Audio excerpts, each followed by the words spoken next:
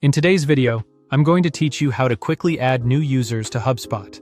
First, sign in and head to your HubSpot home screen. From here, look to the top right and click the gear icon to open Settings.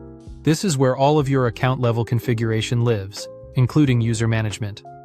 On the left sidebar, find Account Management, then choose Users and Teams. This section lets you see everyone who currently has access, review roles, and organize people into teams. It's the control center for who can do what inside your portal. Next, click Add Users at the top right. This opens a streamlined flow to invite someone new. Choose Create New to start a fresh invitation rather than importing or reusing an existing profile. Enter the person's email address carefully. Make sure it's their official work email so they receive the invite and can be properly associated with your company. If your organization uses single sign-on, ensure the email matches your identity provider to avoid login issues. Now click Add a User Role. For this walkthrough, select Admin as an example. Admins have broad access to settings, tools, and data, which is helpful for leaders or platform owners.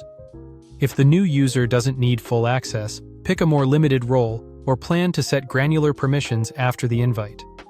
Following the principle of least privilege keeps your data secure and your workspace tidy. When you're ready, click Add a User to create the invitation.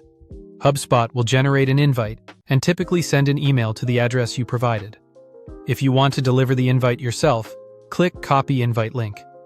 This is handy if the user's spam filters are strict, or if you prefer sending the link through your company's messaging tool. Share it securely and remind the user to accept promptly so their access is activated. Finally, click Done to wrap up. You'll be taken back to the Users and Teams list, where you can see the new entry. The status may show as pending until they accept.